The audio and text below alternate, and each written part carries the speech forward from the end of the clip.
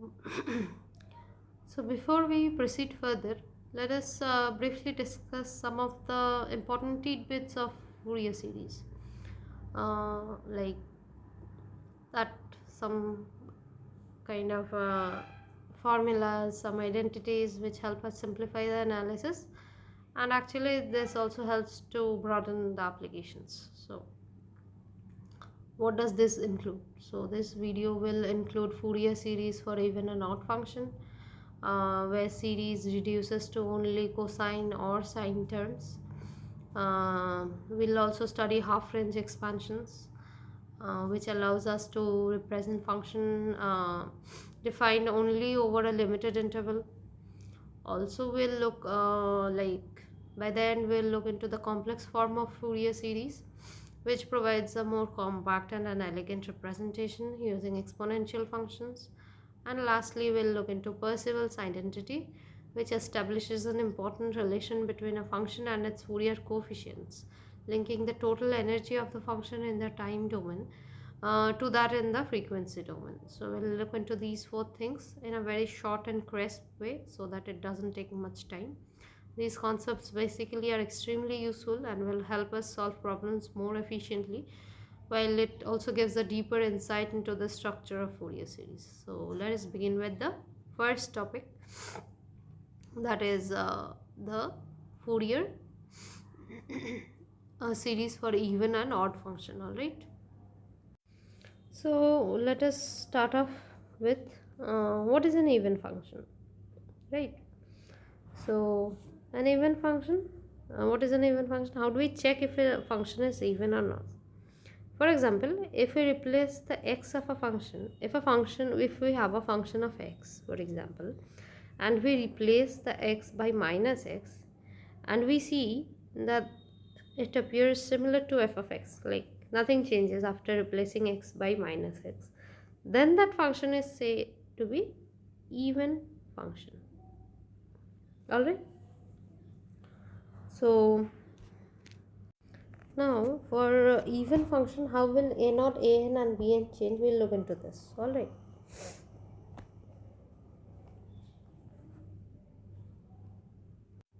So a naught changes to 1 by L.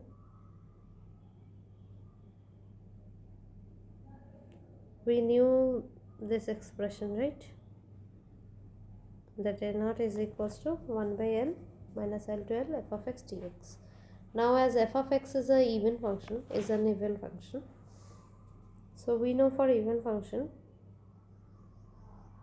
we can change the limit to 0 to L, and we can bring a 2 in front of the integration, right? And the rest remains the same. So basically what happens is a naught changes to 2 by L integration 0 to L f of x dx. All right. Now similarly for an, we know that an is nothing but 1 by L minus L to L. We have just derived these expressions in the last video, right? Cos f of x cos n pi x by L dx. So this changes to an is equals to 2 by L. Why is 2 coming in the front? Because we are changing the limit from minus L to plus L to 0 to L, and this brings 0 to L brings a 2 in front, because here the interval is no more 2L or 2 pi. Here the interval changes from 2L to L, and so in order to match with the previous equation we are bringing a 2 in the front. This is a property of even function which you have already learned in class 11, I guess, or 12, 11 or 12. So f of x cos n pi x by L dx. All right. Now here comes an interesting part of it. What about bn? Bn is, what was the earlier expression of bn? 1 by L minus L to plus L f of x sine by xl dx. Alright, now we know f of x is even, right? What we know is f of x is even. We already know this. Sine theta is a odd function or even function? It is an odd function, right? So we know even into odd becomes odd. Alright, so even into odd is odd, and we have here f of x and sine n by x by l multiplied together. So this will change into an odd function, and we know that integration over the odd function will give 0, isn't it? So Fourier series of an even function changes to f of x changes to a naught by 2 plus summation over n cos n pi x by l plus 0, because there is no bn term, because bn has turned out to be 0, because even into odd is odd, and odd integrated over that interval gives us 0, right? Now coming to the next case, let us change our colors.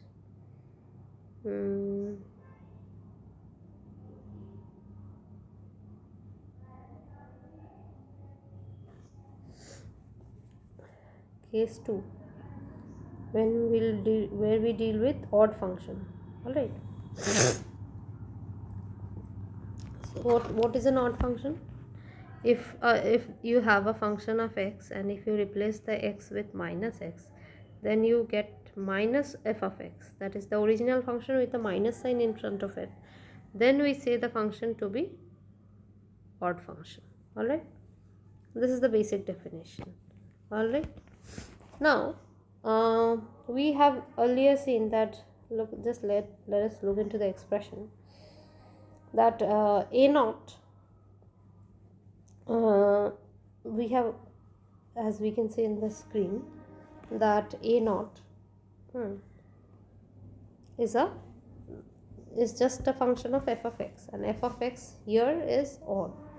So we have already seen for the expression of bn that odd function integrated over a complete cycle gives us 0, right? So if our function is only odd, so a naught and a naught turns out to be 0, definitely turns out to be 0, and an has the expression of f of x and cos theta multiplied, right? So f of x and cos theta multiplied, right?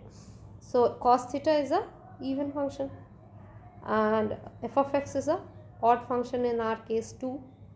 So odd into even is odd, so an also turns out to be odd function. So a naught and an are odd function integrated over a complete cycle, so they give us 0. What about bn? We have seen bn is a function of sine and f of x, right? Bn is a function of f of x and sine theta. Now, sine theta is a odd function, cos theta is an even function, so even into odd is odd, but sine theta is an odd function. F of x is also an odd function, so odd function into odd function gives us even function. So the only term which will give us a value is bn, and will not have any value of a naught and an. So a naught turns out to be 0, an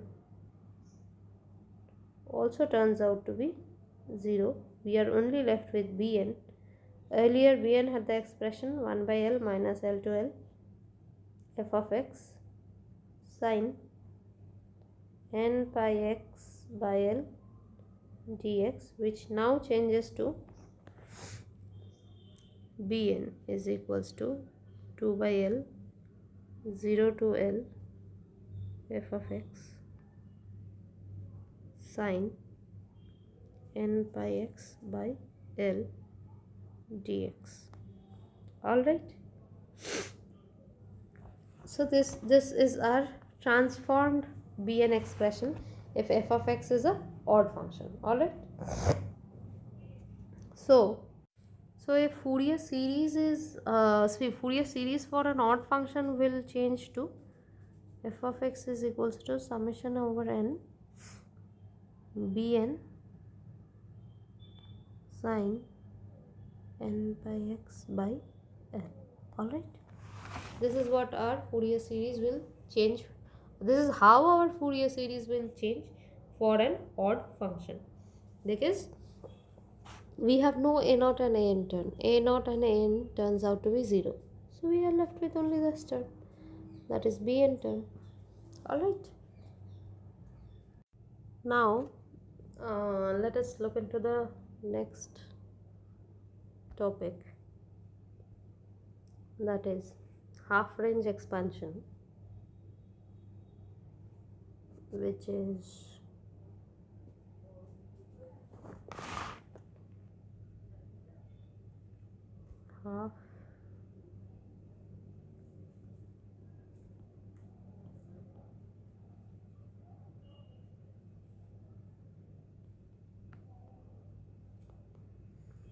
half range expansion. Alright, so what exactly is, why do we need this? Like there can be a function, the need of it is like there can be a function f of x which is defined in the interval 0 to pi, but it is insignificant in the range minus pi to 0. Then what happens? Then we need actually these kind of half range functions, like half range expansions. So what is our problem is f of x is defined in the interval 0 to pi, but is insignificant in the interval minus pi to 0. So it is not defined over the entire range of minus pi to pi. It is just defined in the half range, that is 0 to pi. So so in that case, it can be either even function or odd function in the half range series. That is, it can have either sine or cosine. Like both are possible. So let us look how it works. Let us first look into the expressions of a0, an and bn, and then when we do some problem sum, we'll look into the fact that how can we expand it. Like we'll have some practical hands-on experience there. So let us not delve into problem sums right now, because we are running short of time. So for cosine expansion, we know what in cosine expansion we have only the a0 and an term, and bn turns to 0, right? So a0 can be written as, f of x can be written as a0 by 2 plus summation over n an cos nx, right? And we know a0 is equals to 1 by pi minus pi to pi integration f of x dx, right? So a0 changes to 2 by pi. We know as we change the limit from minus pi to pi to 0 to pi, there will be a 2 which will come out of the integration and sit in front of it. This is a rule for even function, right? We have learned it in class 11 and 12. So 2 by pi 0 to pi integration over f of x dx. This is what a0 turns out to be. What about an? An changes, no? The original expression of an was 1 by pi minus pi to pi f of x cos nx dx. This changes to 2 by pi integration 0 to pi f of x cos nx dx, right? As f of x is defined from 0 to pi. So we don't have any bn term here, because bn is already 0. We know it. So we need not rewrite it, because for cosine expansion we won't have any sine terms, and bn actually has a sine in it, right? The expression for bn has sine in it. So and we are not allowing any sine term here because the name suggests that it is half range cosine expansion, right? Next we'll see half range sine expansion. So for half range sine expansion, what happens is, here we only have the sine term, that is the bn term, and nothing else. A0 and an already turns out to be 0. So f of x can be written as summation over n bn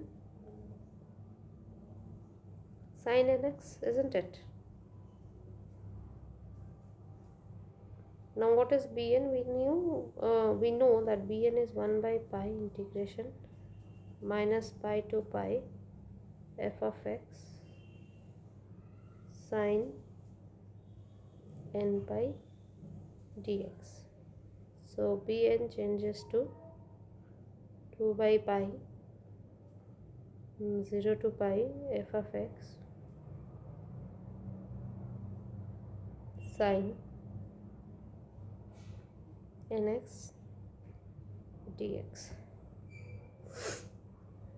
So we can see that for half range sine expansion we only have bn term because bn only has sine terms, and for half range cosine expansion we have only a0 and an term, that is because they have cosine terms in them. Alright, so this is